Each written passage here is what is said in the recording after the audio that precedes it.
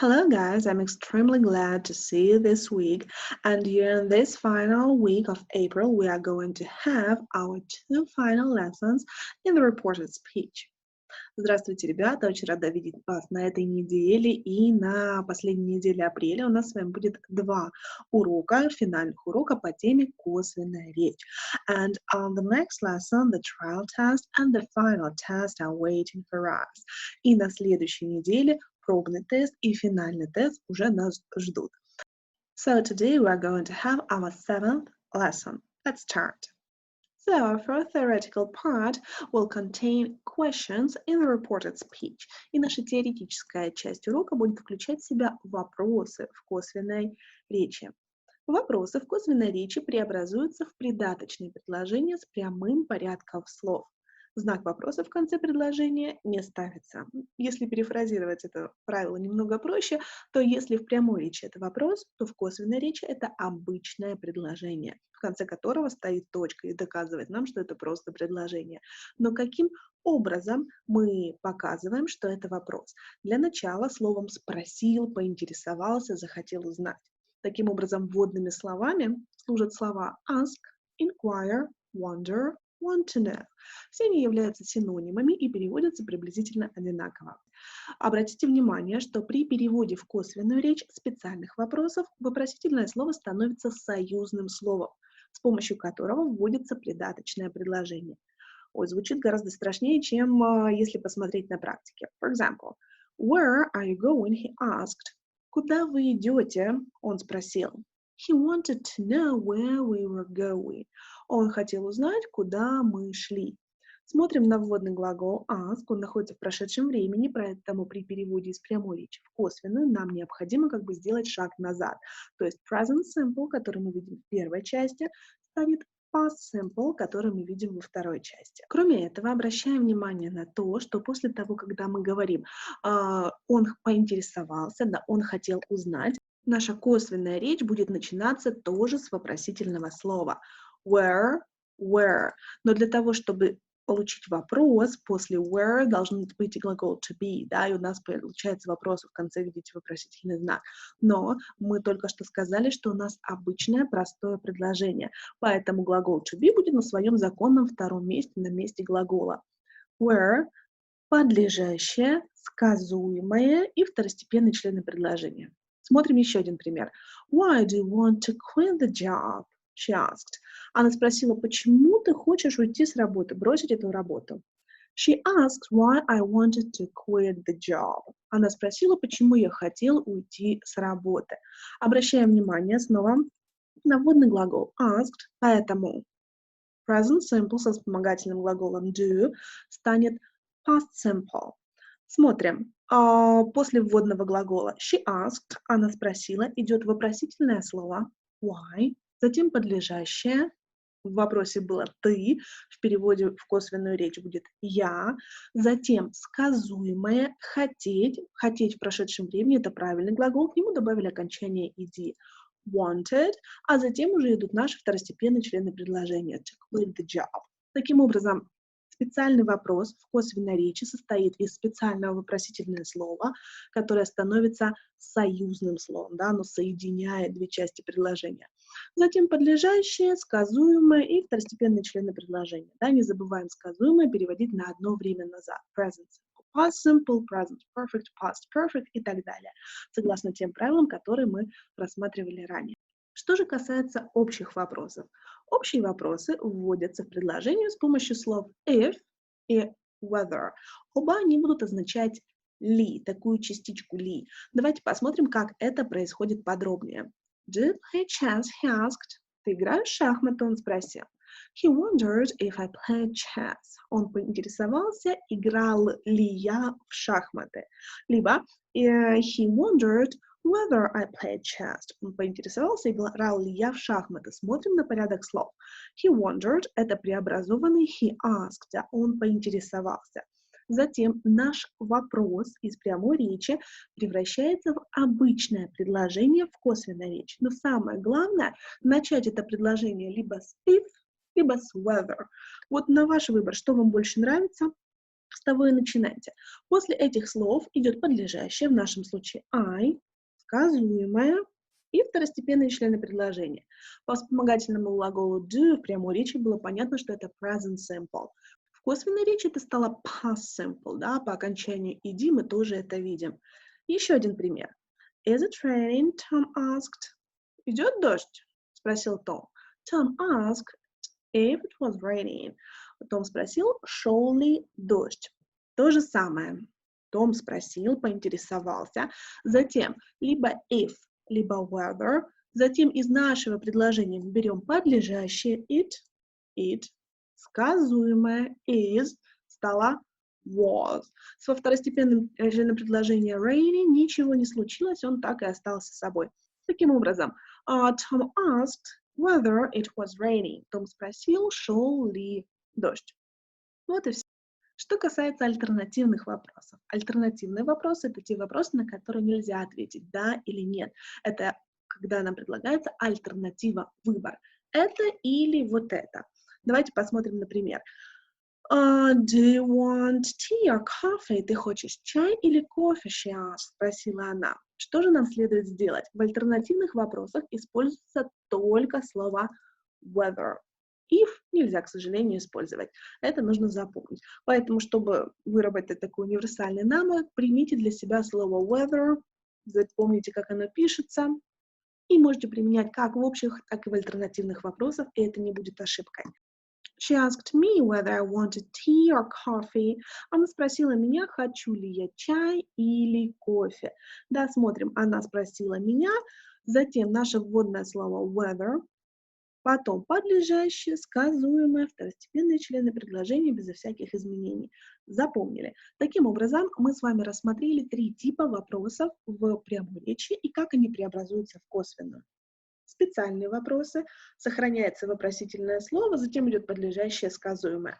Общие вопросы. Выбираем после вводного глагола либо if, либо whether, опять же, подлежащее, сказуемое, второстепенные члены предложения. Альтернативный вопрос. Мы ставим только whether, потом подлежащее, сказуемое и уже дальше. Хорошо? Я надеюсь, правило несложное, вам с легкостью оно дастся. Well, and after the theoretical part, grammar is waiting for you. И после этой теоретической части вас ждет грамматика.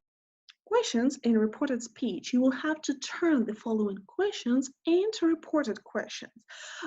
Это упражнение будет касаться вопросов, да, только что, которые мы разобрали. Вам необходимо будет преобразовать вопросы с прямой речи в косвенную, помня те правила, которые вы уже выучили. Первая часть у вас как бы уже написана, да, и только то, что находится в кавычках, вам необходимо преобразовать в косвенную речь и записать. Точки в конце предложений у вас стоят, обратите, пожалуйста, на это внимание. Well, the next grammar exercise, the use of the verbs say and tell. Использование глаголов say, tell, сказать, рассказать. Помним, что say, сказать, после сказать не обязательно указан адресат, tell, рассказать, после tell обязательно указывается объект, к которому мы обращаемся. Из выпадающего списка вам нужно будет выбрать say, либо tell, либо said, told, их аналоги в прошедшем времени. Well, the third exercise, pronouns in reported speech. Местоимение в косвенной речи. Вам необходимо будет внимательно посмотреть на предложение и преобразовать его в косвенную речь, обращая внимание на местоимение. Например, Даяна сказала, что, если в прямой речи была я, да, то Даяна, понимаем, что это девочка, значит, в поле ответов вписываем уже третье лицо единственное числа. Любила, и опять же, моя новая работа станет чьей новой работой, если она принадлежит Даяне. Пожалуйста, внимательно, я уверена, у вас с легкостью получится это упражнение. Well, and the fourth grammar exercise will be devoted to tenses in reported speech. Будет посвящено временам в косвенной речи. Вам необходимо понять, в каком времени перед вами прямая речь, обратить внимание на вводный глагол, находится он в настоящем времени или в прошедшем, практически всегда в прошедшем, да, и преобразовывая из прямой речи в косвенную, делаем шаг назад. Если I've never been, да, это present perfect, он станет past perfect. Если здесь won't, будущее время, future simple, станет would, future in the past. Понятно. Если немного подзабыли, можете снова посмотреть теорию и освежить немного в памяти эту информацию. Well, and at this point, our grammar part of the lesson will be finished, and now let's start our work with the vocabulary. Итак, грамматическая часть урока у нас уже позади. Давайте же начнем работать с расширением нашего словарного запаса.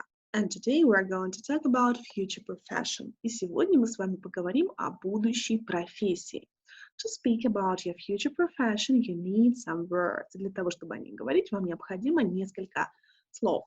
Помним, называя слово на русском, на английском паузу, во время пауз вы повторяете для того, чтобы лучше запомнить. So let's start. Вырастать, становиться взрослым. To grow up. To grow up. Определенный. Definite. Definite. Выбирать. To choose. To choose. Независимый. Independent. Independent. Техникум. Technical school. Technical school. Правильный. Right. Right. Зарабатывать. To earn. To earn. Дальнейшая профессиональная подготовка. Further training. Further training. Перспективы повышения в должности. Promotion prospects. Promotion prospects. Условия работы. Job conditions. Job conditions. Удовлетворение. Satisfaction. Satisfaction. Соответствовать. To suit. To suit. Подходящий, соответствующий, пригодный. Suitable. Suitable. And for examples, he would like to have further training. Он бы хотел иметь дальнейшую профессиональную подготовку. Can you tell me about my job conditions? Ты можешь рассказать мне об условиях моей работы? And we continue the second part of our vocabulary. Мы продолжаем, и вторая часть наших слов на сегодня. Пекарь, baker. Baker. Мясник, butcher. Butcher. Плотник, carpenter. Carpenter. Появляться, to appear. To appear. Медсестра, няня, nurse. Nurse. Спасатель, lifeguard. Lifeguard. Черты характера, traits of character. Traits of character. Терпеливый, patient. Patient. Заботливый, caring. Caring. Требовать, to require. To require. Глубокие, основательные знания, profound knowledge. Profound knowledge. Способность, ability. Ability. Объяснять, to explain. To explain. Эффективный, efficient. Efficient. Внимательный, старательный, careful. Careful. Продавцы, salespeople. Salespeople. Убедительный, persuasive. Persuasive. Влиять, to influence. To influence. And few examples. You must be very careful. Тебе нужно быть очень внимательным, очень старательным. Let's discuss this problem with salespeople. Давай обсудим эту проблему с продавцами. Well, and the third part of our vocabulary, и третья часть наших слов, Профессия occupation. Occupation. Согласно, в соответствии с, according to. According to. Вкус, taste. Taste. Предпочтение, preference. Preference. Уважать, to respect. To respect. Общительный, communicative. Communicative. Решать как проблему, to solve. To solve. Успешный, successful. Successful. Главным образом, в основном, mainly. Mainly. Непосредственно, directly. Directly. Руководить, to supervise. To supervise. Решение, decision. Decision. Влиять, to affect. To affect. Включать, предполагать, to involve. To involve. Непосредственность, неизвестность, uncertainty. Uncertainty. Изучение рынка, market research. Market research. And few examples. Do you have market research? У тебя есть изучение рынка? He was communicative many years ago. Он был общительным много лет назад. Well, and at home you will have to do a few exercises with these new vocabulary. И дома с этим новым словарем вам необходимо будет выполнить несколько упражнений.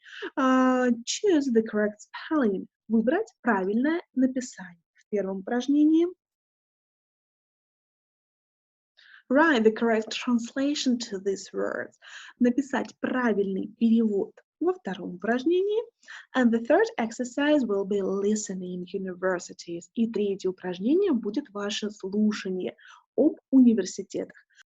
Вам необходимо будет прослушать рассказ, который длится 2,5 минуты, и затем вписать на места пропусков те слова, которые вы считаете нужным. Обращаю ваше внимание, что прослушивать аудиозапись вы можете бесконечное количество раз. Well, and on this point, your homework will be finished. И на этом выполнение ваших заданий будет окончено. Well, children, thank you for your work. I hope you did your best and laid all your efforts. So we'll see next lesson. Thank you. Goodbye.